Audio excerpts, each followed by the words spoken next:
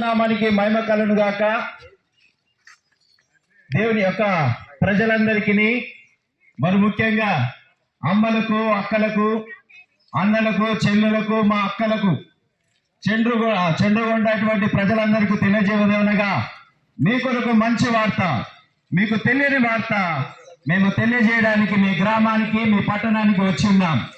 ఏంటిది ఆ వార్త అంటే, లూకా సువార్త 19వ అధ్యాయం 10వ వచనంలో ఉన్న మాట, నశించిన దాన్ని వెతికి రక్షించడానికి యేసుక్రీస్తు లోకానికి వచ్చాడని. ఏంటిది మరి లోకానికి నశించింది అంటే, మనకందరికీ అన్ని ఉన్నాయి, అనుభవించడానికి ఆస్తులు ఉన్నాయి, సమస్తము ఉన్నాయి. కానీ మరి మనలో ఉన్న ఆత్మ నశించిపోకుండా యేసుక్రీస్తు లోకానికి వచ్చాడు. కాబట్టి మన ఆత్మ ఎక్కడ పోతుందో ఎవరికి తెలియదు. వచ్చినన్ని రాళ్ళు, ఉన్నన్ని రాళ్ళు మనం అనుకుంటాం ఆత్మ గాల్లో కలిసిపోతుందంటాం. కానీ మనలో ఉన్న ఆత్మ దేవుని యొద్దకు చేరాలని, అది పరలోకం చేరాలని ఈ లోకానికి యేసుక్రీస్తు వచ్చి మనందరి కోసము మరణించి మృతి పొంది తిరిగి లేచాడు.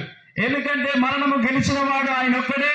ఆయనను వెంబడించిన ప్రతి ఒక్కరు కూడా విజయము కలుగుతుందని, పునరుత్థానము దొరుకుతుందని మీకు తెలియజేస్తున్నాం. కాబట్టి యేసునందు విశ్వాసం ఉంచిన వారికి కూడా విజయము దొరుకుతుందండి, పరలోకం దొరుకుతుందండి, గొప్ప రక్షణ దొరుకుతుందండి. విశ్వాసం ఉంచితే చాలు, తప్పకుండా నీకు సమాధానం దొరుకుతుంది. కాబట్టి ఇక్కడ ఉన్నటువంటి మరి స్థానిక సంఘ కాపరిగా సామ్యుయల్ గారు ఉంటున్నారు, సొలొమోన్ గారు ఉంటున్నారు.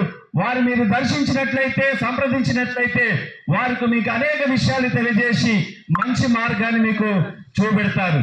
కాబట్టి క్రీస్తునందు విశ్వాసం ఉంచిన మీరందరూ కూడా వచ్చి ఆయన నుండి ప్రార్థించి ఆ సమాధానం పొందుకోవాలని, ఆ రక్షణ పొందుకోవాలని మీకు అందరికీ తెలియపరచుచున్నాం. మన మధ్యలో ఒకరు ప్రార్థన చేస్తారు.